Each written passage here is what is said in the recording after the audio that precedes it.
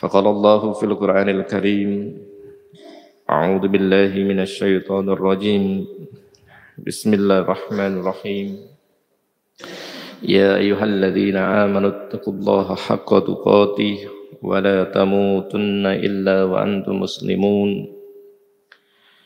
يا أيها الذين آمنوا كتب عليكم الصيام كما كتب على الذين من قبلكم لعلكم تتقون فقال أيضا يا أيها الناس اعبدوا ربكم الذي خلقكم من نفس واحدة وخلق منها زوجها وبث منهما رجالا كثيرا ونساء واتقوا الله الذي تساءلون به والأرحام إن الله كان عليكم رقيبا يا أيها الذين آمنوا اتقوا الله وقولوا قولا سديدا يصلح لكم أعمالكم ويغفر لكم ذنوبكم ومن يطع الله ورسوله فقد فاز فوزا عظيما فإن أصدق الحديث كتاب الله وخير هدي محمد رسول الله وشر الأمور محدثاتها وكل محدثة بدعة وكل بدعة ضلالة كل ضلالة في النار أيها الإخوان Bapak-bapak, ibu-ibu, jamaah salat subuh Masjid Al-Ukhuwah yang dirahmati Allah Subhanahu wa taala.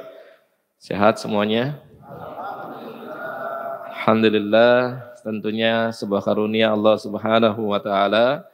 Hari ini kita berjumpa kembali tepatnya di awal bulan Ramadan, hampir sepekan kita saum di bulan Ramadan, hampir sepekan kemudian kita menyambut Ramadan. Dari bulan yang lalu, 2 bulan yang lalu, kemudian kita berharap dipertemukan dengan Ramadan.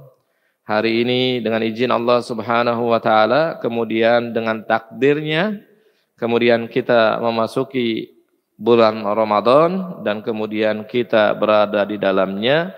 Dan kita kemudian hari ini berusaha beribadah secara maksimal yang mudah-mudahan akan menghantarkan kita menjadi orang-orang yang bertakwa kepada Allah Subhanahu wa taala. Amin ya rabbal alamin. Sebagaimana Allah Subhanahu wa taala katakan di dalam surat Al-Baqarah, A'udzu billahi minasyaitonir rajim. Bismillahirrahmanirrahim. Ya ayyuhalladzina amanu taqullaha haqqa tuqatih wala tamutunna illa wa antum muslimun. Wahai orang-orang beriman, hendaklah kalian bertakwa, hendaklah ya ayyuhalladzina amanu kutiba. Wahai orang beriman, diwajibkan atas kalian berpuasa sebagaimana diwajibkan kepada orang-orang sebelum kalian, la'allakum tattaqun, agar kalian bertakwa kepada Allah Subhanahu wa taala. Orang-orang sebelum kita yaitu para nabi terdahulu, termasuk Rasulullah sallallahu alaihi wasallam, termasuk sahabat-sahabatnya, kemudian tabi'in, kemudian tabi'ut tabi'in, kemudian generasi soleh yang lainnya. Mereka senantiasa berpuasa sebelum kita semuanya. Kemudian di ayat 185-nya baru kemudian perintah terkait dengan saum Ramadan. Syahrul Ramadan alladzi unzila fihi al-Qur'an hudan lin-nasi wa bayyinatin minal huda wal furqan. Faman syahida minkumus syahra falyasum. Barang siapa hadir dan ada pada bulan ini, maka falyasum, maka hendaklah kalian berpuasa. Maka ini kenikmatan daripada Allah Subhanahu wa taala ya. Mungkin saudara-saudara kita ada yang diberikan sakit sehingga kemudian ya dengan sakitnya kemudian tidak berpuasa. Ya, hari ini kita alhamdulillah masih bisa melaksanakan ibadah puasa kita semuanya. Ini sebuah karunia daripada Allah Subhanahu wa taala, kenikmatan iman, kenikmatan sehat. Dan kemudian mudah-mudahan salawat salam mudah-mudahan senantiasa tercurah kepada Rasulullah sallallahu alaihi wasallam. Contoh kita semuanya yang kita ibadah, yang kita ikuti contoh-contohnya dalam rangka beribadah kepada Allah Subhanahu wa taala. Kepada keluarganya, kepada sahabat-sahabatnya, dan kepada tabi'ut tabi'in, dan kemudian kepada umatnya hari ini yang berusaha istiqomah menjalankan segala segala contoh yang dicontohkan Rasulullah sallallahu alaihi wasallam. Nah, bapak-bapak, ibu-ibu yang dirahmati Allah Subhanahu wa taala, kalau sekarang batuk nggak ada minum ya. Jadi nggak bisa, meskipun juga nggak bisa dikeluarkan teh, ya, karena lagi saum. Ya. Hari ini insyaallah kita akan mempelajari terkait dengan satu tema dalam sejarah Islam atau sirah nabawiyah. Temanya yaitu dakwah jahriyah dan tantangannya. Bulan kemarin kita sudah membahas terkait dakwatus siriyah. Hari ini dakwatus jahriyah. Dakwatus siriyah sebagaimana kemarin dijelaskan bahwa kita atau ketika itu pada zaman Rasulullah sallallahu alaihi wasallam ada perintah daripada Allah Subhanahu wa taala yaitu dalam surat Al-Mudatsir, ya ayyuhal mudatsir qum fa'anzir. Wahai orang-orang yang berselimut, kemudian berilah peringatan kepada kaum Quraisy pada waktu itu. Dan kemudian Rasulullah sallallahu alaihi wasallam menunaikan perintah daripada Allah Subhanahu wa taala dan kemudian melaksanakan terkait dengan dakwah. Namun pilihan yang dilakukan Rasulullah sallallahu alaihi wasallam pada waktu itu adalah dakwatus syiriyah. Karena masyarakat masyarakat secara umum Arab pada waktu itu adalah orang-orang yang kemudian tidak memahami terkait dengan seruan Rasulullah sallallahu alaihi wasallam. Sehingga kalau misalkan ya dakwah itu dilakukan secara jahriyah, khawatirnya kemudian akan menimbulkan bentrok yang begitu besar yang justru menjadi kontraproduktif terhadap dakwahnya Rasulullah sallallahu alaihi wasallam. Maka kemudian Rasulullah sallallahu alaihi wasallam memulai dengan dakwatus syiriyah selama 3 tahun dan kemudian di awal-awal mendapatkan para sahabat itu sebanyak 30 orang ya, termasuk istrinya Khadijah radhiyallahu anha, termasuk Abu Bakar dan yang lainnya. Setelah 30 orang maka kemudian Rasulullah sallallahu alaihi wasallam membuat halaqah-halaqah di perumahan. Salah satunya adalah halaqah atau liqa atau apapun namanya. Ya, di rumah Baitul Arqam yang kemudian membawa 40 orang sahabat kemudian masuk Islam. Sekitar 70 orang 3 tahun dalam dakwahnya Rasulullah sallallahu alaihi wasallam dan kemudian setelah 30 itu kemudian Rasulullah sallallahu alaihi wasallam setelah 3 tahun itu kemudian Rasulullah sallallahu alaihi wasallam melakukan dakwah secara jahriyah. Lalu apakah kemudian ini adalah inisiatif daripada Rasulullah sallallahu alaihi wasallam? Tidak. Rasulullah sallallahu alaihi wasallam adalah orang yang kemudian dibimbing wahyu oleh Allah Subhanahu wa taala. Tahapan-tahapan ini kemudian atas bimbingan daripada Allah Subhanahu wa taala. Ketika turun surat Al-Alaq kemudian mengajarkan Rasulullah sallallahu alaihi wasallam agar kemudian terlibat atau membaca atau kemudian belajar terkait dengan ilmu agama yang diberikan oleh Jibril alaihissalam secara langsung. Dan kemudian turun ayat yang kedua atau dalil yang kedua yang berkenaan dengan dakwah syiriyah. Maka kemudian juga turun juga ayat yang ketiga yang terkait dengan dakwatul jahriyah. Maka semuanya itu dibimbing oleh Allah Subhanahu wa taala, dibimbing melalui malaikat Jibril yang kemudian memberikan wahyu kepada Rasulullah sallallahu alaihi wasallam. Nah, kalau kita lihat fase dakwah jahriyah ini, yang pertama kita turunkan nanti bahwa yang pertama adalah turunnya ayat terkait dengan dakwah jahriyah kepada Rasulullah sallallahu alaihi wasallam. Yang kedua, ya, ini tantangannya setelah dakwah jahriyah kemudian timbulnya penyiksaan-penyiksaan kepada kaum muslimin, kepada para sahabat. Ya. Yang ketiga kemudian ada siasat perundingan. Siasat perundingan ini adalah maknanya kemudian setelah mengalami penyiksaan ternyata ini kaum muslimin atau para sahabat ini tetap bandel, maka kemudian dilakukan nego-nego, ya, perundingan-perundingan yang dianggapnya bisa ya membawa kaum muslimin kembali kepada agama mereka. Kemudian fase keempat adalah pemboikotan ekonomi, kemudian hijrah dan kemudian bai'ah. Nah, hari ini insya Allah kita akan mempelajari terkait dengan fase-fase tersebut.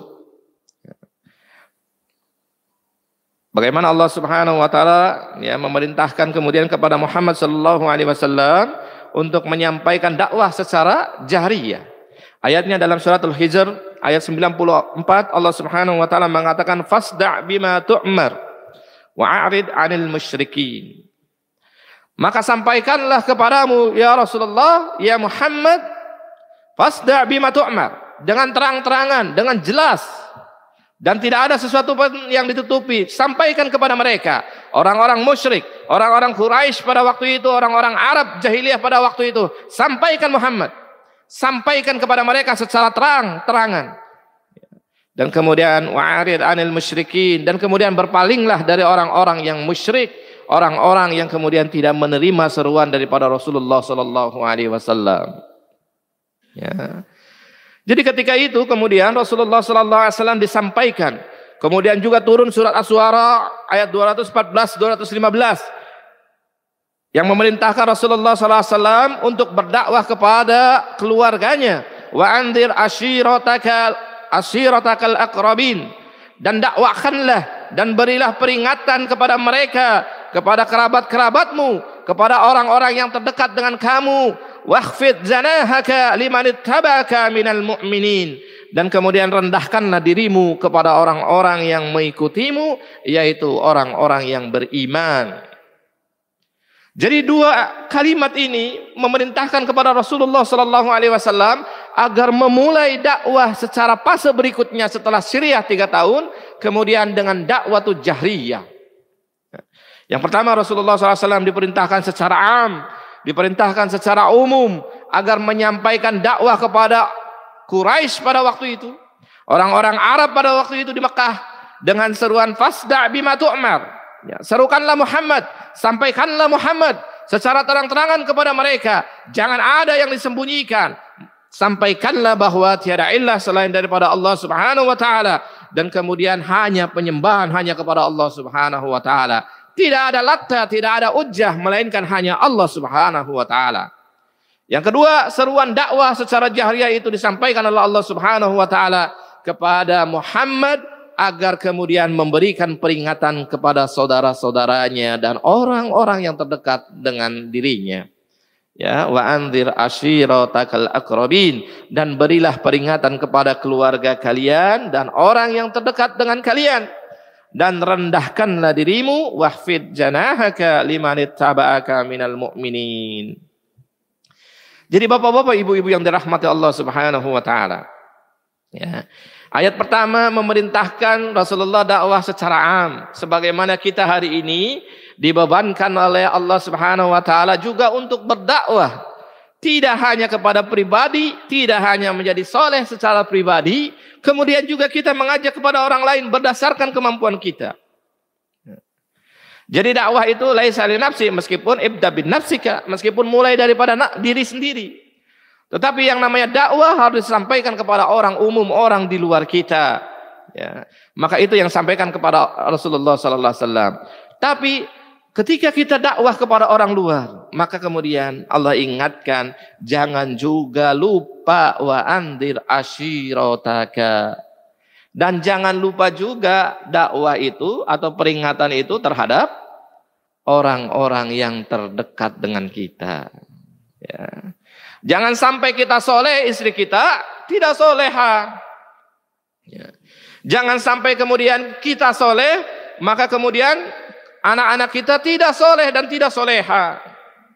Jangan sampai kita soleh, tapi kemudian keluarga yang terdekat dengan kita kemudian tidak menjadi soleh. Maka dakwah itu harus disampaikan baik secara am maupun kepada keluarga kita. Dua-duanya harus jalan. Dua-duanya harus dikerjakan terhadap keluarga dan terhadap orang umum. Cuma tantangannya memang dakwah terhadap umum itu kelihatannya lebih mudah dibandingkan dakwah terhadap keluarga. Betul Pak? Betul ya. Karena keluarga sudah tahu baik buruknya kita ya. Sehingga kemudian kalau kita berdakwah, oh jangan terlalu soleha lah ya. Saya tahu siapa kamu, masa lalu kamu dan yang lain-lainnya. Biasanya yang diungkap itu adalah masa lalu, aib kita dan yang lainnya. Buat keluarga yang tidak mau menerima dakwah. Tapi kalau ke orang umum, dakwah itu lebih mudah ya, karena tidak mengetahui terkait dengan riwayat kita dan aib-aib kita semuanya. Nah, ketika Rasulullah SAW mendapatkan perintah berupa fasda' bima tu'mar, seruan kepada orang umum ya, mendakwahkan Islam, maka kemudian Rasulullah SAW kemudian naik ke dalam Bukit Safa dan kemudian menyeru kepada Bani Fihar, kemudian menyeru kepada Bani Adi dan bani-bani yang kemudian ada pada masyarakat Arab pada waktu itu. Mereka kumpulkan semuanya, termasuk di dalamnya Abu Lahab. Dan kemudian Rasulullah SAW mengatakan, ya, bagaimana sikap kalian terhadap diriku, kata Rasulullah SAW. Maka mereka menjawab, engkau adalah orang yang paling jujur di antara kami. Bagaimana kalau saya katakan jika di balik bukit Safa ini kemudian ada sekelompok pasukan berkuda mau menyerang Mekah, mau menyerang kalian, apa yang kalian sampaikan terkait dengan itu? Kami pasti akan membenarkan apa yang kau sampaikan. Ya. Lalu bagaimana seruan Rasulullah sallallahu alaihi wasallam? Lalu bagaimana jika sesungguhnya aku katakan bahwa aku ini adalah seorang rasul dan kemudian menyeru kepada peribadatan kepada Allah Subhanahu wa taala? Baru kemudian di situ orang-orang musyrik Arab pada waktu itu bereaksi terkait dengan apa yang disampaikan oleh Rasulullah sallallahu alaihi wasallam. Ya. Baru kemudian mereka mengatakan bahwa itu tidak mungkin. Bahkan Abu Lahab mengatakan, sungguh celaka kami berkumpul, ya, kami mendengarkan cerita Anda, kami mendengarkan apa yang Anda katakan, kemudian Anda katakan bahwa apa yang sesungguhnya tidak bisa kami terima. Sungguh celaka engkau Muhammad. Ya. Maka kemudian keluarlah ayat yang berkaitan dengan Abu Lahab. Tabbat yada abi lahabiu wa tab. Ya, sungguh celaka ya orang-orang ya Abu Lahab seperti itu. Satu surat spesial, ya, spesial untuk Abu Lahab. Maknanya ketika itu Rasulullah langsung, ya, ketika diperintahkan oleh Allah Subhanahu wa taala untuk menyeru, ya, untuk dakwah secara jahriyah, Rasulullah sallallahu alaihi wasallam langsung naik ke Bukit Safa dan kemudian menyampaikan apa yang diperintahkan oleh Allah Subhanahu wa taala dengan fasda' bima tu'mar. Yaitu sampaikan kepada Bani Fihr dan Bani Adi. Kemudian juga Rasulullah sallallahu alaihi wasallam menyampaikan juga kepada kaum kerabatnya, kepada saudara-saudaranya dengan mengatakan, ya, wahai kaum, ya, atau wahai Bani Murrah bin Ka'ab. Kemudian wahai Bani Ka'ab bin Lu'lu'ah. Kemudian wahai Fatimah, ya, hindarkanlah kalian dari siksa api neraka. Hindarkanlah kalian daripada panasnya api neraka. Semuanya diperingatkan oleh Rasulullah sallallahu alaihi wasallam, baik tidak hanya umum tetapi juga terkait dengan kaum kerabatnya. Semuanya diperingatkan terkait dengan ancaman daripada Allah Subhanahu wa taala yang kemudian jika mereka tidak beriman kepada Allah Subhanahu wa taala, maka mereka akan mendapatkan azab yang pedih. Mereka akan mendapatkan siksa daripada api neraka. Ya. Dan kemudian Rasulullah sallallahu alaihi wasallam kemudian juga menyampaikan terkait kepada mereka bahwa kebenaran itu tidak mesti atau tidak kemudian harus datang daripada nenek moyang mereka. Rasulullah sallallahu alaihi wasallam menyampaikan agar tidak taklid terhadap apa yang diwariskan oleh nenek moyang mereka. Rasulullah sallallahu alaihi wasallam misalkan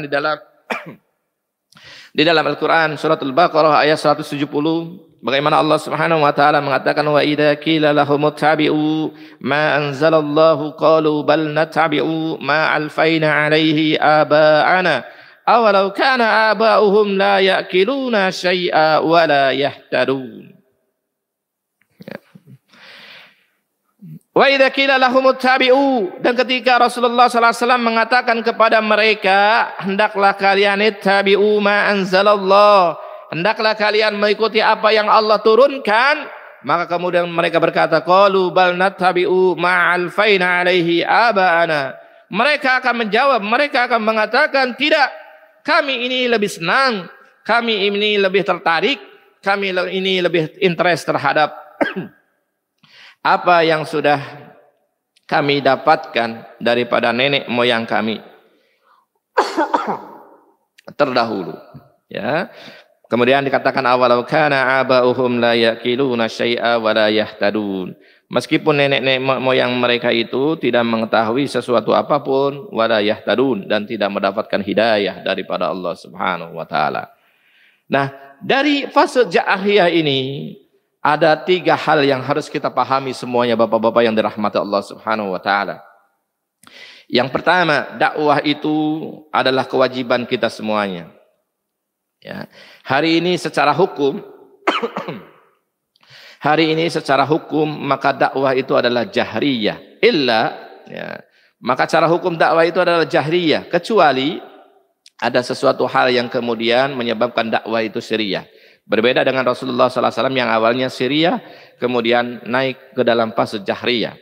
Hari ini ketika syariat sudah komplit, ketika syariat sudah sempurna dengan perkataan al-yauma akmaltu, maka kemudian dakwah itu dilakukan secara jahriyah, tidak sembunyi-sembunyi, dilakukan secara terang-terangan.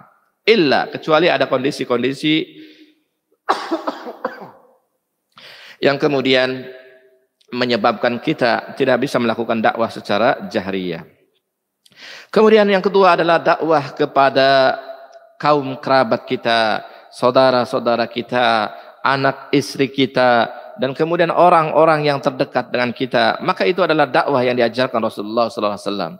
Yang ketiga adalah dakwah yang kemudian menyerang atau dakwah yang kemudian menyampaikan agar umat ini tidak fanatik terhadap nenek moyang, tidak fanatik terhadap orang per orang yang sangat mungkin banyak kekeliruannya. Tetapi dakwah disampaikan kepada mereka dengan apa yang disampaikan oleh Rasulullah SAW. Hari ini bapak-bapak yang dirahmati Allah Subhanahu Wa Taala, kira-kira hari ini ya banyak atau sedikit kemudian di antara kaum muslimin yang kemudian lebih mengikuti nenek moyangnya. Kira-kira banyak atau sedikit? Kira-kira banyak atau sedikit orang-orang yang kemudian mengikuti ustadznya dan taklid? Kira-kira banyak atau sedikit mengikuti syekh-syekhnya, ucapan-ucapan syekhnya meskipun keliru? Banyak atau sedikit? Maka hari ini kewajiban kita untuk menyampaikan dakwah agar kemudian kembali kepada Allah Subhanahu Wa Taala, agar kembali kepada sunnah Rasulullah Sallallahu Alaihi Wasallam. Ya. Jadi tugas kita hari ini adalah dakwah menyampaikan agar kembali kepada Al-Quran, yaitu kitab Allah wa sunnati, dan sunnah Rasulullah Sallallahu Alaihi Wasallam. Karena dua poin ini adalah dua poin yang akan memberikan keselamatan kepada kita. Kita tidak terikat kepada tradisi nenek moyang, taklid kepada nenek moyang. Kita tidak terikat kepada tradisi atau taklid kepada guru-guru kita meskipun salah. Ya, kita tidak terikat kepada syekh-syekh kita maupun siapapun manusia ini. Ya, karena setiap manusia ya pasti ada kekeliruan. Yang benar itu adalah firman Allah Subhanahu Wa Taala, yaitu Al-Quran. Yang benar itu adalah sunnah Rasulullah Sallallahu Alaihi Wasallam. Ya, maka ayat di dalam Al-Quran jelas ya ayyuhalladzina amanu atiullaha wa atiur rasul wa ulil amri minkum. Wahai orang-orang beriman, hendaklah taat mutlak kepada Allah Subhanahu Wa Taala, taat mutlak kepada Rasulullah Sallallahu Alaihi Wasallam, wa atiu ya wa ulil amri minkum. Ya, tetapi terhadap ulil amri, terhadap pemimpin-pemimpin, maknanya terhadap manusia-manusia secara umum tidak ada ketaatan secara mutlak. Dan dalam sebuah hadis Rasulullah Sallallahu Alaihi Wasallam mengatakan, ya ayuhan nas, wahai manusia, dikatakan oleh Rasulullah Sallallahu Alaihi Wasallam, qad taraktu fikum, sesungguhnya aku telah tinggalkan kepada kalian, ma ini tasamtum bihi, yang kalian jika berpegang kepadanya, kemudian falan tadillu abadan, maka kalian tidak akan tersesat selamanya. Kemudian apa kata Rasulullah SAW? Kitabullah wa sunnatu Rasulullah SAW wa sunnatu Nabi Sallallahu Alaihi Wasallam. Yang tidak akan menyesatkan kita yaitu adalah kitabullah, yaitu Al-Quran, yang hari ini kita baca, hari ini kita berusaha pahami, dan hari ini kita mentadaburinya termasuk mengamalkannya. Kemudian yang kedua adalah wa sunnati Nabi Sallallahu Alaihi Wasallam. Ya. Nah, itu disampaikan oleh Rasulullah Sallallahu Alaihi Wasallam semuanya, ya, terkait dengan seruan kepada orang am, masyarakat Arab pada waktu itu secara umum. Kemudian yang kedua seruan terhadap kerabat-kerabatnya, terhadap keluarganya, dan kemudian yang ketiga seruan untuk tidak taklid di dalamnya. Ya. Ada taklid kepada orang per orang yang sangat mungkin mereka keliru, sangat mungkin mereka salah. Termasuk mereka taklid terhadap penyembahan berhala, Lata dan Ujah dan yang lainnya. Maka di sini Rasulullah SAW menyampaikan semuanya. Ya. Dan ketika sampai itu, kemudian ketika Rasulullah SAW menyampaikan hal tersebut, Kemudian para sahabat menyampaikan hal tersebut. Maka kemudian fase berikutnya yaitu adalah terkait dengan penyiksaan yang dialami oleh Rasulullah sallallahu alaihi wasallam dan dialami oleh para sahabat. Mereka mengalami penyiksaan yang hebat, mereka mengalami siksaan yang kuat daripada orang-orang musyrik pada waktu itu. Rasulullah dan para sahabat tidak sedikit mengalami penyiksaan. Kemudian Rasulullah sallallahu alaihi wasallam, bahkan dalam sebuah riwayat itu, dalam sebuah sirah itu, Rasulullah SAW bahkan kemudian dilempari kotoran. Ya. Dalam satu riwayat dikatakan bahkan Rasulullah SAW ketika di Taif, dakwah ke Taif, yang mengira bahwa dakwahnya itu akan disambut oleh masyarakat Taif pada waktu itu, tapi kemudian Rasulullah SAW justru ditimpukin dengan batu. Semuanya dialami oleh Rasulullah SAW dan juga dialami oleh para sahabat. Misalkan di sini ya ada Bilal bin Ra'bah ya, seorang budak yang kemudian mengalami penyiksaan. Kemudian keluarga Yasir yang kemudian mengalami penyiksaan yang kuat. Bahkan seorang muslimah ya, Sumayyah, istrinya Yasir, sampai kemudian dia syahid di jalan Allah Subhanahu wa taala. Jadi kalau kita lihat dalam sejarah itu, orang yang menerima Rasulullah sallallahu alaihi wasallam, ya, orang yang menerima Islam itu siapa, Pak? Bu, siapa? Khadijah radhiyallahu anha, wanita, perempuan. Dan kemudian siapa siapa yang kemudian syahid pertama kali dalam Islam? Maka kita dapatkan juga seorang perempuan bernama Sumayyah. Ya, Sumayyah yang kemudian karena keimanannya dia mempertahankan diri. Dan ketika disiksa oleh kaum musyrikin pada waktu itu, ya, dia, Ammar bin Yasir, anaknya, termasuk Yasir suaminya, disiksa satu keluarga. Ya. Kemudian ternyata mungkin secara fisik perempuan itu tidak sekuat laki-laki, yang kemudian Sumayyah akhirnya menjemput syahid pertama kali di dalam Islam. Maka sungguh beruntung perempuan ini. Ya. Perempuan ini karena orang yang pertama kali masuk Islam menyatakan kebenaran Rasulullah SAW, bahkan kemudian membiayai dakwahnya Rasulullah SAW adalah Khadijah radhiyallahu anha, seorang perempuan. Dan orang yang kemudian mati syahid di jalan Allah Subhanahu wa taala, maka kemudian dalam sejarah juga dicatat Sumayyah, istrinya Yasir.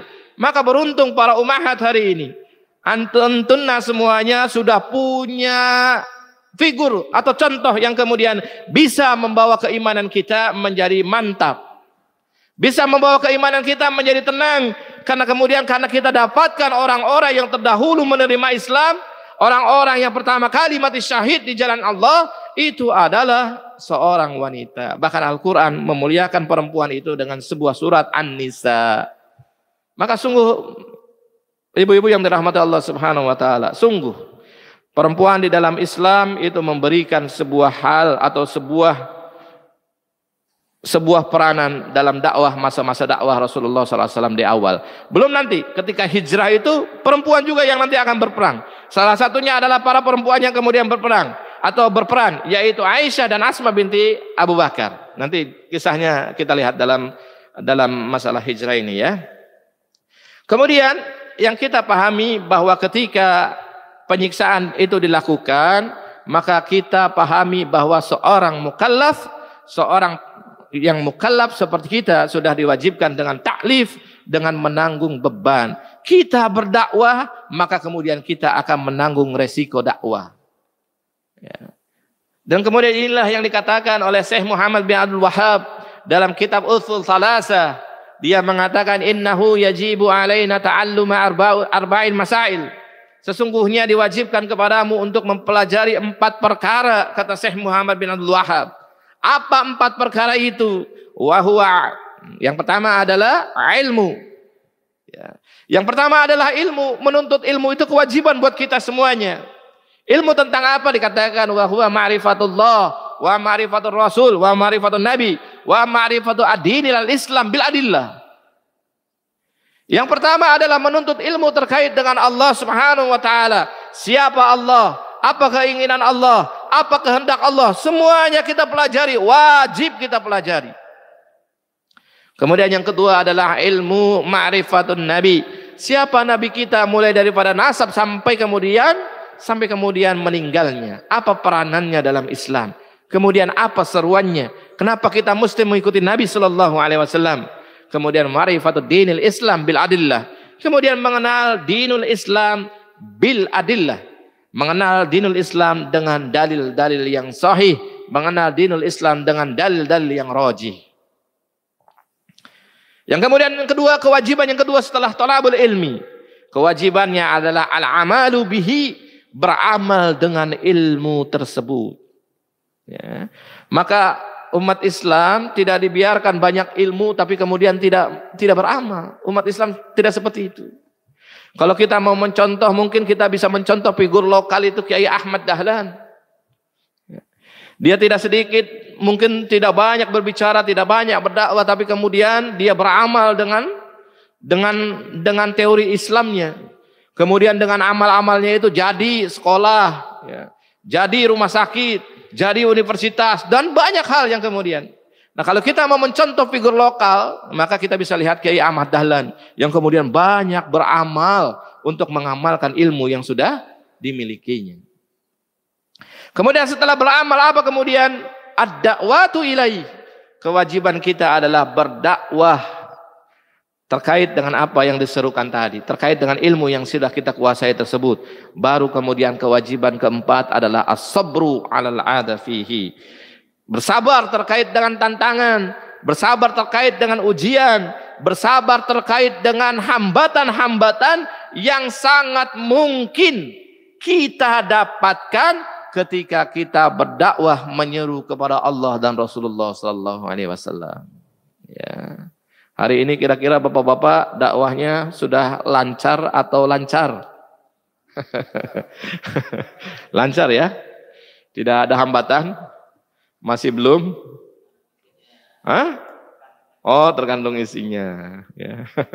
Kalau isinya spesial maka baru dapat hambatan ya. Berarti bapak belum dakwah spesial. Kalah sama martabak Pak ya. Ya, jadi seorang yang taklif menanggung pasti akan menanggung beban. Ya, begitupun kita, begitupun Rasulullah, begitupun para sahabat, ketika mereka menyampaikan dakwah, maka kemudian mereka menanggung beban yang sangat besar. Dan beban tersebut yaitu berupa penyiksaan-penyiksaan yang diterima oleh Rasulullah SAW dan para sahabatnya. Dan taklif ini merupakan konsekuensi daripada ubudiyah, daripada ibadah yang kita lakukan. Ya. Misalkan qiyamul lail lelah, wajar karena itu taklif, ya kan? Saum lapar, wajar karena memang bagian dari ubudiyah. Tidak mungkin ibadah itu kemudian memberikan kenyamanan, tidak ada. Ya. Ibadah itu kita rasakan kenyamanannya kalau memang kita sudah merasa bahwa kemudian kalau derajatnya itu ya ada Islam, ada Muslim, ada mukmin, ada muhsin. Ya, derajatnya kita merasa kenikmatan itu ketika beribadah itu, ketika kita sudah mungkin derajatnya itu adalah muhsin, yang dikatakan dalam hadis anta'budullaha ka'annaka tarahu, engkau itu menyembahku seolah engkau melihatku. Fa ilam tarahu, dan jika engkau tidak bisa melihatku, yakinlah bahwa aku melihat kamu. Kalau derajatnya sudah sampai itu, mungkin kita akan merasakan nikmatnya beribadah kepada Allah Subhanahu wa taala. Kalau kata orang-orang sufi ini derajatnya sudah apa nyampainya itu ma'rifat lah ya. Ya, derajatnya itu sudah kemudian sampai kepada tingkat yang paling tinggi. Ya. Nah, tapi kemudian ketika kita muslim, mukmin masih mungkin. Kita ketika merasa ibadah, maka kemudian ibadahnya itu kemudian berasa menimbulkan beban yang sangat besar, ya. Sholat tahajud. Di sini berapa sholat tahajud Pak? Setengah juz atau 1 juz? Sholat tarawih setengah juz atau 1 juz? Hah? Juz 30 ya. Ada di beberapa masjid itu minimal setengah juz per malam itu. Jadi dia satu muka surat ya, satu muka surat. Jadi 2 rakaat itu sudah bolak-balik lah ya. Terus kemudian di masjid lain ada yang bahkan 1 juz. Sehingga 30 hari ini bisa khatam Al-Quran 30 juz ya. Di sini insyaallah ya. Insyaallah banyak para asatid ya, kemudian syekh yang ahlul Quran. Jadi seperti itu, ibadah itu menimbulkan sebuah menanggung beban, ya. Dan ketika kita beribadah kepada Allah Subhanahu wa taala, ketika berubudiyah kepada Allah Subhanahu wa taala, maka kita akan merasakan ta'lif, ya. Haus, lapar ketika puasa, kelelahan ketika tilawah Quran, ketika membaca Quran, ya. Kita mungkin tilawah hari ini berapa? 1 juz per hari. Alhamdulillah bisa selesai dalam sebulan. Ada 2 mungkin 2 juz per hari. Ya, biasanya Ramadan ini semakin meningkat semangatnya, ya. Semakin meningkat. Hari ini Ramadan ini memberikan semuanya, ya. Kalau saya melihat itu kalau Ramadan bisa sampai 12 bulan, insya Allah Islam itu akan menang. Ya. Kalau 12 bulan itu isinya Ramadan semua, insya Allah Islam akan menang. Ya. Kenapa? Karena secara personal kita ini menjadi soleh semua. Siapa yang tidak soleh di bulan Ramadan? Ya, mendekatkan diri kepada Allah Subhanahu wa taala, kedekatan dengan Allah Subhanahu wa taala dekat, sangat-sangat dekat. Ya. Kemudian di bulan Ramadan ini juga kemudian banyak hal yang kita lakukan secara ruhiyah kita dekat dengan Allah Subhanahu wa taala, dan itu modal kemenangan. Kalau ruhiyahnya sepi daripada dekat dengan Allah Subhanahu wa taala, jauh dari kemenangan. Tapi kalau kaum muslimin hari ini sama kondisinya ketika Ramadan semuanya, di mana nilai-nilai ruhiyahnya dekat dengan Allah Subhanahu wa taala, semuanya mendekatkan diri kepada Allah Subhanahu wa taala. Semuanya beristighfar, meminta ampunan kepada Allah Subhanahu wa taala. Semuanya bertaubat terhadap dosa-dosa dan kemudian hanya melakukan amal kebaikan, oh insyaallah akan cepat memperoleh kemenangan. Kemudian syarat orang-orang hari ini, kita mampu berjuang mengorbankan jiwa kita. Hari ini kita mampu, ya. Di bulan Ramadan ini sholat yang kelihatannya banyak aja kita sanggup berdiri, ya. Kita sanggup untuk melaksanakan sholat tarawih maupun qiyamul lail yang lama, kita sanggup. Maknanya sudah ada timbul pengorbanan jiwa kita untuk berjuang di jalan Allah Subhanahu wa taala. Terus dilakukan. Bahkan hari ini yang menjadi modal untuk perjuangan yaitu amwal, yaitu infak fi sabilillah. Hari ini bank itu sibuk ngurusin infak, donatur kemana-mana. Ya. Sehingga kemarin saya ada satu grup ya namanya Pondok Pesantren Al Furqon. Itu ketika satu hari menawarkan infak untuk sahur, hari berikutnya sudah penuh. Sudah penuh, banyak orang yang kemudian berimpak untuk orang sahur. Kemudian hari berikutnya kita mengeluarkan list infak untuk buka puasa, besoknya penuh. Ya. Terus kemudian besoknya kita keluarkan list untuk 10 hari iktikaf biasanya ya. Ada makan, ada sahur. Hari besoknya penuh. Maknanya di bulan ini ya, kemudian kaum muslimin tersadarkan bahwa harta itu adalah titipan daripada Allah Subhanahu wa taala. Sehingga kemudian bulan ini ya, bank agak sibuk dibandingkan dengan bulan-bulan yang lainnya. Transaksi keuangan itu di bank itu sangat-sangat besar hari ini. Ya. Dan itu kalau sampai bisa ditularkan di bulan-bulan yang lainnya, insya Allah Islam cepat mendapatkan kemenangan. Karena salah satu kemenangan itu harus watujahiduna fi sabilillah bi amwalikum wa anfusikum. Orang-orang yang berjihad di jalan Allah dengan harta, dengan jiwanya. Ya mudah-mudahan ya semangat itu semuanya bisa kita pertahankan di 11 bulan kemudiannya. Kemudian arti penting berpegang teguh kepada kebenaran. Rasulullah SAW, para sahabat kemudian mengajarkan terkait dengan bagaimana pentingnya mereka istiqomah, teguh terhadap kebenaran. Meskipun mereka harus menerima konsekuensi yang kemudian mereka terima begitu dahsyat. Ya, maka di sini banyak di dalam Al-Quran kemudian dijelaskan, misalkan di dalam surat Al-Ankabut, bagaimana ujian, siksaan menerima orang-orang beriman. Disampaikan dalam surat Al-Ankabut ayat kedua, ayat ketiga, Allah Subhanahu wa taala mengatakan, ahasiban nas ayyutraku ayyaqulu amanna. Apakah manusia itu dibiarkan mereka mengakui bahwa mereka itu ayyaqulu amanna, mereka beriman kepada Allah Subhanahu wa taala wa hum la yuftanun. Tetapi kemudian mereka tidak diuji oleh Allah Subhanahu wa taala. walaqad fatanna alladziina min qablihim, padahal sungguh telah diuji orang-orang sebelum kalian, fala ya'lamanallahu alladziina shadaqu, agar Allah Subhanahu wa taala mengetahui mana orang-orang yang benar, orang-orang yang shadiq, orang-orang yang shadaqu, wala ya'lamannal kadhibin, dan mana orang-orang yang dusta terhadap Allah Subhanahu wa taala. Dengan penyiksaan, maka itu tiada lain untuk mengetahui, tes lah ya, tes dari Allah Subhanahu wa taala mana orang-orang yang benar dan mana orang-orang yang bohong. Mana orang-orang yang mengaku beriman kepada Allah Subhanahu wa taala bil lisan, hanya lisannya saja. Mana orang-orang yang memang mengakui Allah Subhanahu beriman kepada Allah Subhanahu wa taala dengan lisannya, dengan amalnya, dengan seluruh badannya. Mana? Maka hari ini kalau kita mendapatkan ujian yang begitu berat, ujian yang begitu dahsyat ketika kita berdakwah di jalan Allah Subhanahu wa taala, jangan-jangan ini untuk membuktikan diri kita memang benar termasuk orang-orang yang beriman kepada Allah Subhanahu wa taala. Hari ini yang bisa membuktikan itu adalah seberapa jauh kita bertahan, kemudian teguh, kemudian istiqomah mempertahankan Islam di tengah ujian yang begitu dahsyat, ya. Kemudian dalam ayat lain dalam surat Ali Imran ayat 142 Allah Subhanahu wa taala mengatakan, an hasibtum an tadkhulul jannah walamma ya'lamillahu alladziina jahadu minkum wa ya'lamas sabirin. Ya.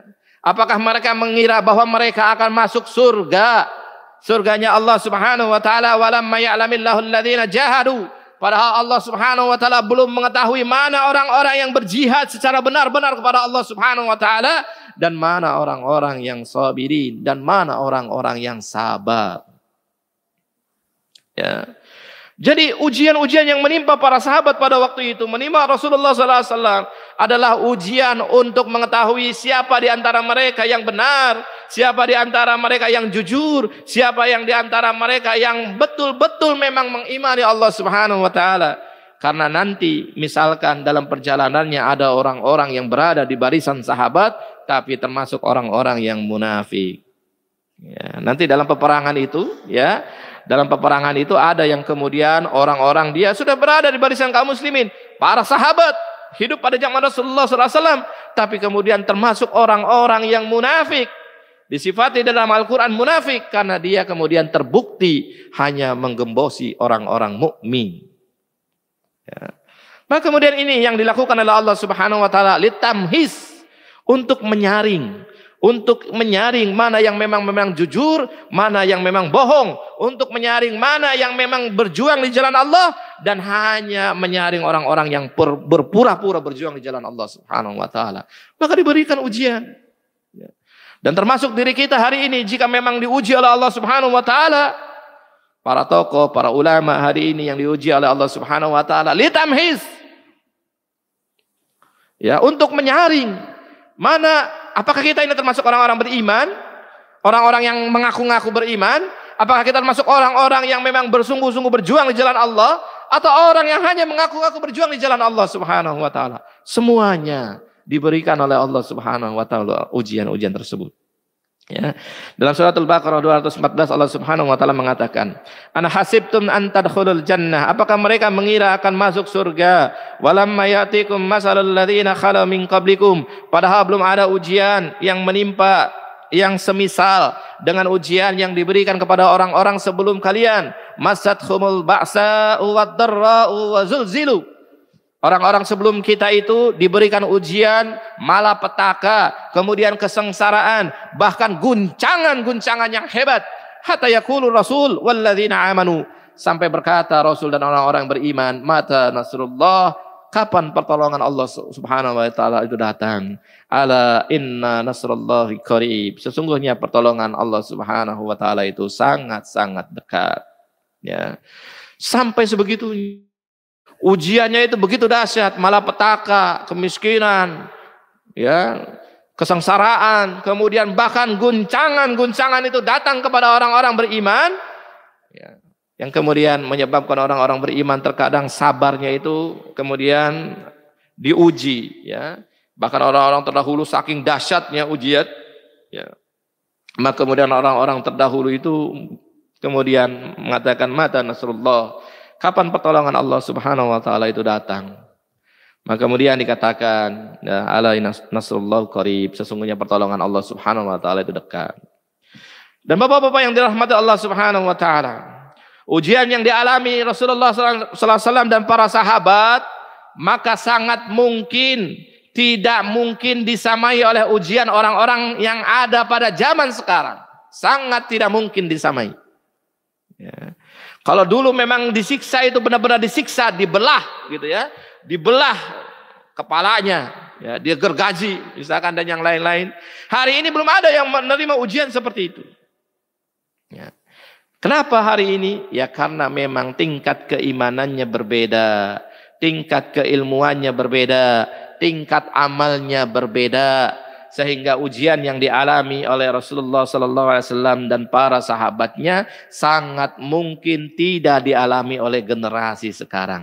Tapi pada hakikatnya mereka hari ini dan kita hari ini akan diuji berbagai ujian yang kemudian akan memberikan kesengsaraan kepada kita, malapetaka buat kita, bahkan kegoncangan yang menggoncangkan jiwa kita. Ya, namun kemudian tidak seperti yang menimpa Rasulullah Sallallahu Alaihi Wasallam. Ya.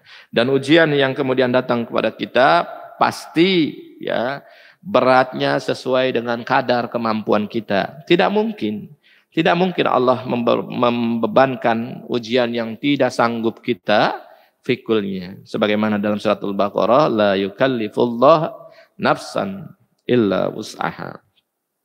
Nah kemudian setelah ujian berupa penyiksaan kepada para sahabat Rasulullah Sallallahu Alaihi Wasallam, tapi kemudian para sahabat justru semakin istiqomah.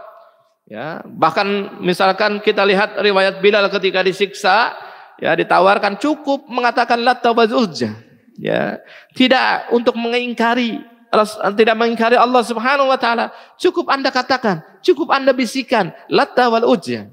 Tapi apa yang dikatakan Bilal bin Rabah, ahadun ahad, ya, bahwa Bilal bin Rabah tetap dalam kemandiriannya atau dalam tetap keistiqomahannya. Dia mengatakan dan tidak mau kemudian ya, Bilal bin Rabah mengingkari Allah Subhanahu wa taala. Maka ini merupakan fase yang dianggap gagal oleh kaum musyrikin pada waktu itu. Kenapa kemudian kaum muslimin ini sudah disiksa, ya, sudah kemudian mendapatkan siksaan, tapi kenapa mereka tetap istiqomah? Ya. Maka kemudian periode yang kedua setelah dakwah jahriyah itu adalah dengan siasat atau perundingan. Oh, kalau disiksa tidak mempan, bagaimana kalau kita ajak runding saja? Bagaimana kalau kita tawarkan fasilitas dunia? Bagaimana kalau kita tawarkan segala keelokan dunia, gitu ya?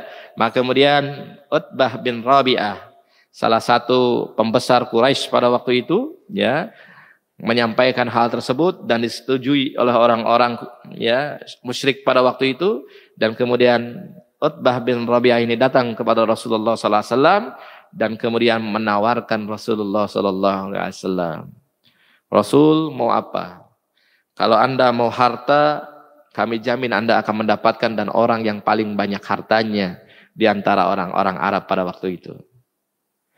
Rasul pengen apa? Jika pengen kemuliaan, kami akan jadikan engkau orang yang paling mulia di antara kabilah-kabilah, di antara bani-bani. Rasul pengen apa? Jika pengen kepemimpinan, kami akan jadikan engkau pemimpin kami. Asalkan engkau meninggalkan seruan yang engkau lakukan. Asal engkau tinggalkan semuanya yang kemudian engkau dakwahkan. Engkau pengen jadi pemimpin, akan kami kasih kepemimpinan tersebut. Bahkan memimpin kami semuanya. Engkau ingin apa? Ingin dijamin kesehatannya, kami akan kirimkan tabib-tabib. Dokter-dokter yang terbaik untuk merawat dirimu. Semuanya ditawarkan kepada Rasulullah SAW. Ya. Tapi kemudian apa jawaban Rasulullah SAW setelah Utbah bin Rabi'ah menawarkan dunia dan segala isinya? Kemudian Rasulullah Shallallahu Alaihi Wasallam menawarkan, ya, kalau dalam sirah yaitu surat Fatir ayat 1 sampai 13, di mana ketika Rasulullah SAW membaca surat ayat-ayat ke-13-nya, jika mereka berpaling maka katakanlah aku telah memperingatkan kamu dengan petir seperti yang menimpa kaum Ad dan kaum Samud. Dan kemudian ketika mendengar ayat, ya, ke-13 dari surat Fatir ini, Utbah bin Rabi'ah langsung menutup Rasulullah SAW, mulutnya Rasulullah SAW, karena saking takutnya terkait dengan azab yang dibacakan oleh Rasulullah SAW. Kemudian Utbah bin Rabi'ah ini setelah mendengar ayat yang disampaikan oleh Rasulullah SAW, datang kepada kaum musyrikin pada waktu itu, menyampaikan bahwa ini tidak mungkin adalah orang yang menyampaikan kebohongan. Apa yang disampaikan Rasulullah SAW adalah kebenaran. Biarkan Rasulullah SAW menyampaikan dakwahnya. Kemudian kaum musyrikin marah terhadap Utbah bin Rabi'ah ini dan mengatakan, antum itu sudah terkena sihir daripada Muhammad SAW. Ya. Jadi seperti itu. Rasulullah itu ditawarkan, Pak. Ditawarkan. Ya.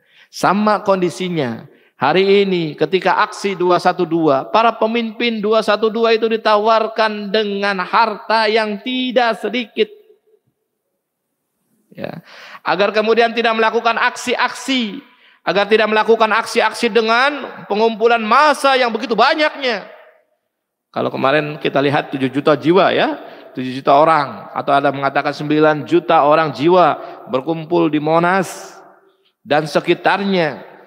Para pemimpin 212 itu ditawarkan, nilainya tidak sedikit, jumlahnya MM. Yang kalau kita bekerja itu mungkin butuh beberapa tahun untuk mengumpulkan hal tersebut. Tapi kemudian ketika kita bisa mampu menggerakkan orang skala besar, skala banyak, dan itu dianggap menggoncang kekuasaan, maka tawaran itu pasti akan datang. Pasti akan datang kepada kita semuanya. Tinggal kita, ya, pilihannya, kita kuat atau tidak menerima tawaran semuanya itu. Ya. Dan itu banyak, ya. Makanya hari ini kalau misalkan ada perundingan terhadap tokoh-tokoh dengan dirunding, ya.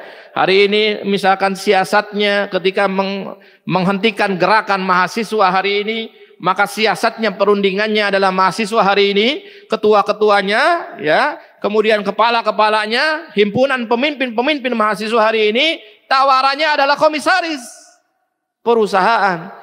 Dan hari ini tidak sedikit dari pimpinan daripada mahasiswa itu kemudian menerima jabatan tersebut dan menghentikan gerakan daripada mahasiswa. Al-amru bil ma'ruf wan nahyu 'anil munkar. Menghentikan gerakan amar ma'ruf nahi munkar yang harusnya mahasiswa itu kaum intelek, orang-orang yang terdepan menyuarakan kebenaran tersebut. Cuma hari ini si fulan kasih jabatan komisaris, si fulan jabatan komisaris, bahkan pimpinan ormas hari ini diminta untuk diam, dikasih jabatan komisaris. Strategis. Masya Allah, ya. Strategis itu. Kira-kira kalau bapak-bapak yang ditawarin terima atau terima?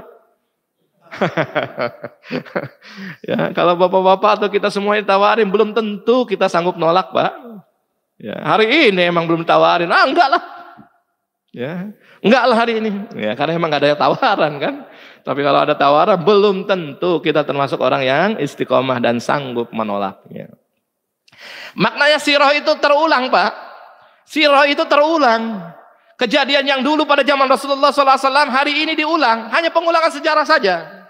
Ya, dulu kaum muslimin disiksa, gitu ya. Kemudian diberikan kegoncangan-kegoncangan. Hari ini sama. Siapa yang menyuarakan kebenaran dan tidak mau kompromi terhadap kebatilan, maka akan menerima ujian-ujian tersebut. Ya. Hari ini kita lihatlah banyak ulama yang kemudian ditahan. Pada zaman dahulu juga banyak ulama yang kemudian ditahan karena berbeda sikap. Karena berbeda sikap, ya, yang katanya negeri ini adalah demokrasi, tapi berbeda sikap, kemudian, ya, Buya Hamka, kita kenal, kurang lembut apa Buya Hamka itu, ya, ulama yang istiqomah, ulama yang lembut, tapi kemudian kata ketegasan dia tidak mau mengucapkan selamat Natal, yang merupakan bagian daripada akidah, kemudian dicopot jabatannya dari ketua MUI. Nah itu kan hal-hal yang kalau misalkan seorang muslim tidak kuat ya akan mengalami kegoncangan. Ya, jabatan ketua MUI strategis, ya. Strategis kita sudah menjabat kemudian diturunkan, gimana perasaan kita? Ya, kalau bukan ditakar oleh keimanan, oh itu merupakan goncangan. Dan ini hal yang terulang. Jadi sejarah itu hanya pengulangan saja. Maka kalau kita lihat misalkan ulama hari ini ditahan, si fulan ditahan, wajar. Karena pada zaman dahulu juga sama, bahkan zaman dahulu disiksa lebih. Bahkan kemudian ada yang meninggal, Sumayyah itu. Wajar.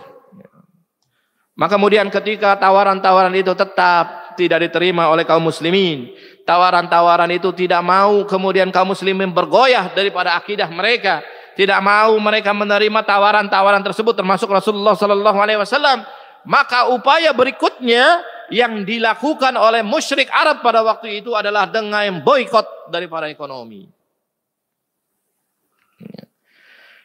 Ya, ekonominya diboikot kaum muslimin ini, ya. Bani Hasim, Bani Muthalib dan kaum muslimin dikucilkan dalam syi'ib, dalam pemukiman, disingkirkan, gitu ya. Dikucilkan, diterasingkan kaum muslimin tersebut dan kemudian diboikot ekonominya secara 3 tahun. Diboikot ekonomi 3 tahun, bayangkan bapak-bapak. Ya. Orang-orang musyrik pada waktu itu ketika datang para pedagang, ya, dari luar Mekah datang ke Mekah, kemudian mau berniaga dan mau menjual kepada orang-orang Mekah, termasuk kaum muslimin pada waktu itu, maka kemudian para pedagang itu langsung diancam, naikkan. Ya. Harga naikkan, kira-kira kaum muslimin tidak mampu beli. Karena pada waktu itu kita sudah tahu ya, masa-masa awal itu kaum muslimin itu terdiri dari orang fakir dan duafa, orang-orang yang lemah, orang-orang yang termarginalkan di Mekah.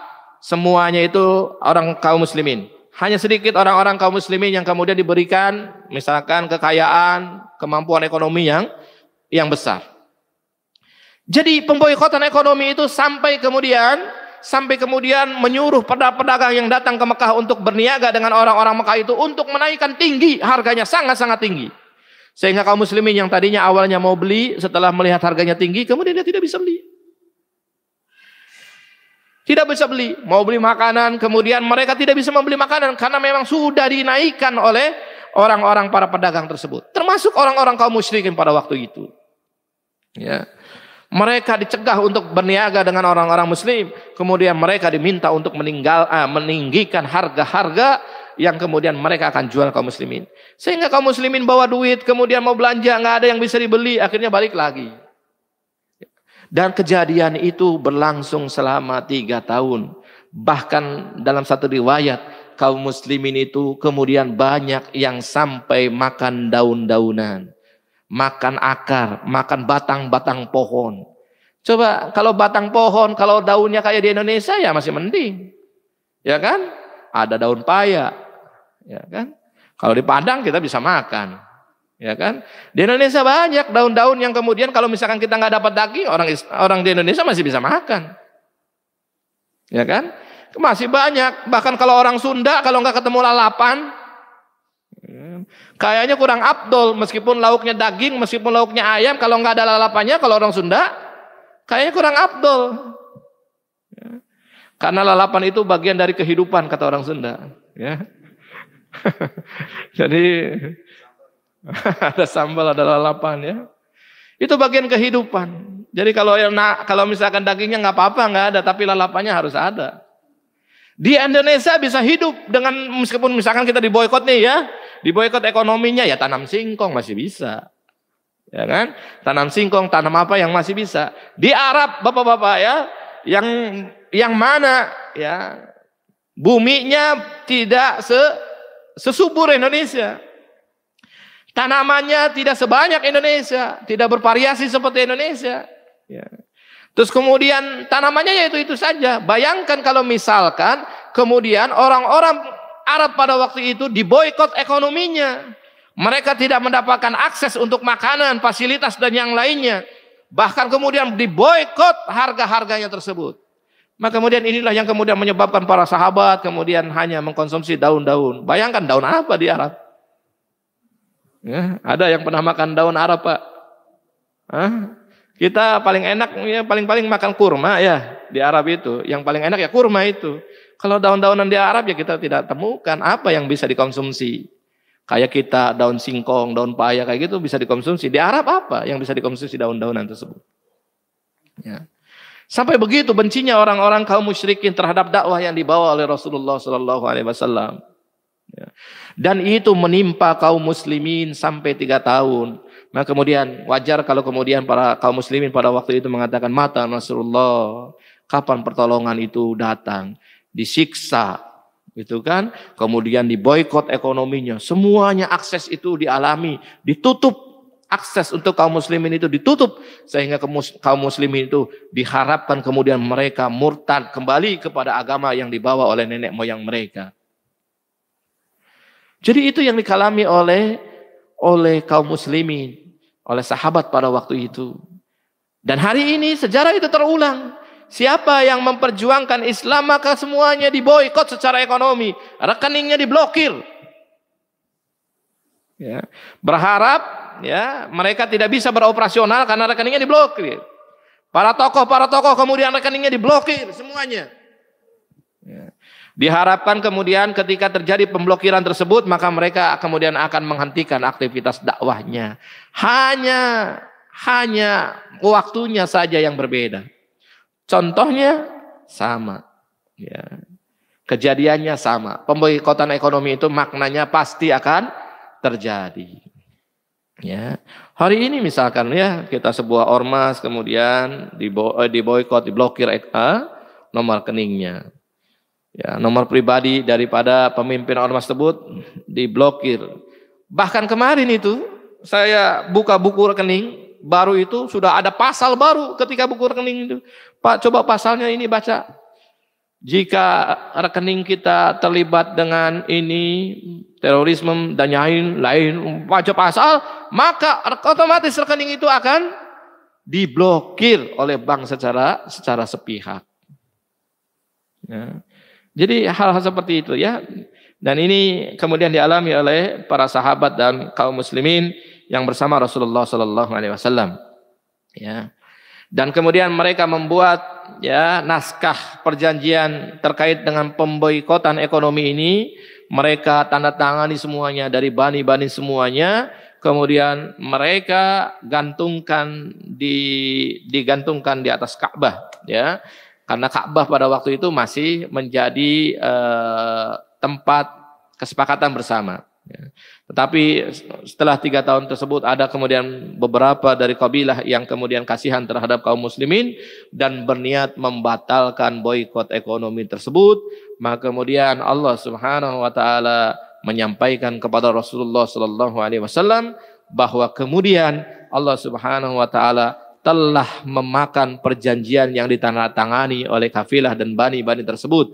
Dengan Allah makan perjanjian yang digantungkan di atas Ka'bah itu oleh semut-semut atau serangga-serangga yang ada di sana. Dan itu diberikan, kabar itu diberikan kepada Rasulullah Sallallahu Alaihi Wasallam.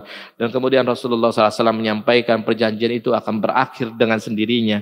Sebagaimana Allah Subhanahu Wa Taala sudah menghancurkan perjanjian tersebut. Dan kaum musyrikin tidak percaya terkait dengan kabar Rasulullah SAW. Dan kemudian mereka mengambil naskah perjanjian tersebut. Dan kemudian mereka menyaksikan sendiri bahwa kemudian naskahnya tersebut memang sudah hancur dimakan serangga. Yang kemudian menyebabkan beberapa kabilah ini, kemudian beberapa orang dari kaum musyrikin ini kemudian yakin dan membenarkan apa yang disampaikan oleh Rasulullah SAW. Maka setelah itu bergeserlah pemboikotan ekonomi tersebut. Maka kemudian berakhirlah pemboikotan ekonomi tersebut. Dan kemudian kembali ke fase awal yaitu penyiksaan kepada kaum muslimin. Disiksa gitu ya. Kemudian ditawarkan dengan fasilitas masih belum juga. Kemudian yang ketiga diboikot ekonominya. Kaum muslimin masih tetap teguh dan istiqomah. Sahabat masih istiqomah.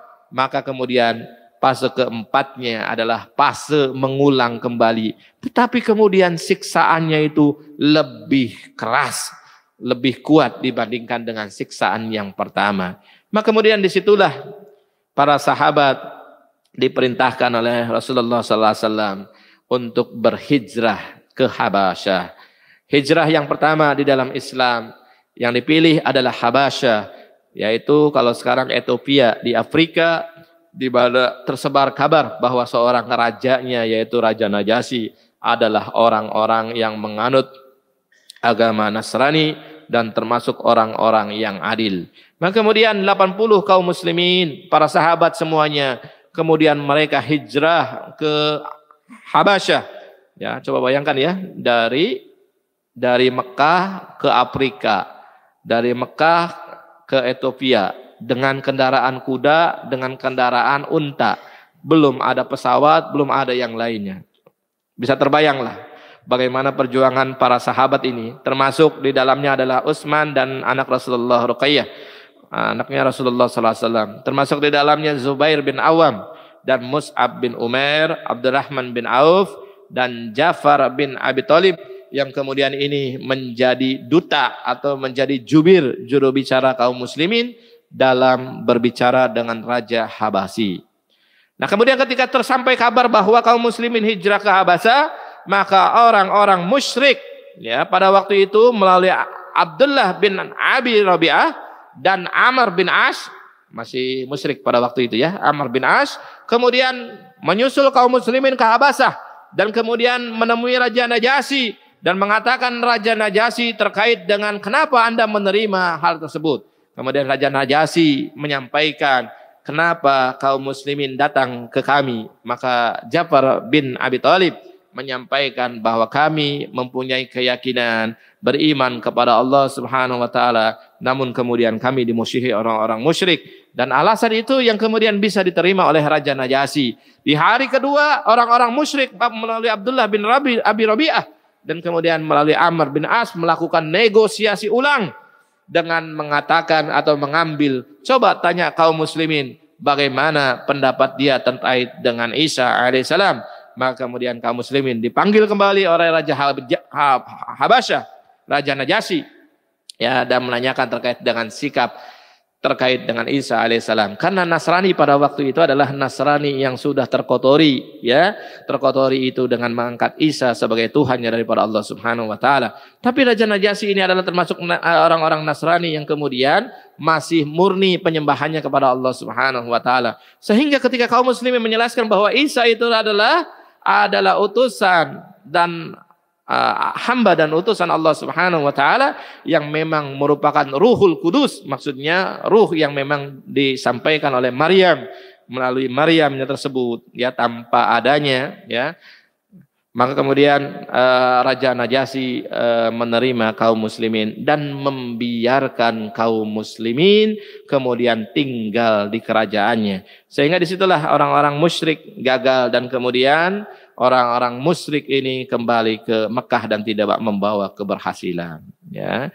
Kemudian setelah itu barulah kemudian setelah kaum muslimin ada beberapa orang atau 80 orang sampai ke Habasyah, ke raja dengan bertemu dengan Raja Najasyi tersebut. Kemudian mereka ada yang kembali ke Mekah karena tersirat, ya, bahwa Mekah itu sudah ditaklukkan oleh Islam.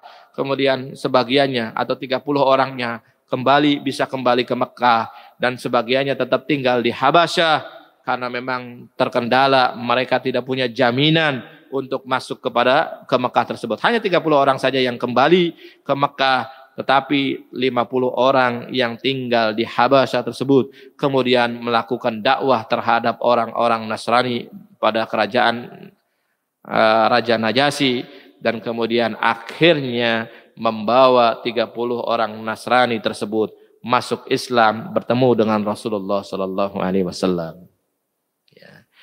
Nah, kemudian setelah itu, setelah hijrah tersebut, kalau kita lihat dalam sejarah, maka kemudian kita akan menemukan terkait dengan Amul Husni. Amul Husni ini adalah tahun kesedihan, di mana Rasulullah SAW ditinggalkan dua orang yang kemudian sangat berjasa dalam dakwahnya Rasulullah SAW. Orang pertama adalah Khadijah radhiyallahu anha dan orang kedua adalah pamannya yaitu Abu Thalib. Baik Bapak-bapak yang dirahmati Allah Subhanahu wa taala, sampai sini. Insyaallah nanti kita lanjutkan pada kesempatan berikutnya. Masih ada ya Bapak Said. Silakan Bapak-bapak, Ibu-ibu yang dirahmati Allah Subhanahu wa taala. Insyaallah materi hari ini saya cukupkan dengan hijrah ke Habasah, periode pertama hijrah ke Habasah yang kemudian menyebabkan 3 orang Nasrani dari kerajaan Habasah, ya, dari Raja Najasyi itu kemudian memeluk Islam dan kemudian bergabung dengan kaum muslimin. Mohon maaf atas segala kekurangannya. Assalamualaikum warahmatullahi wabarakatuh.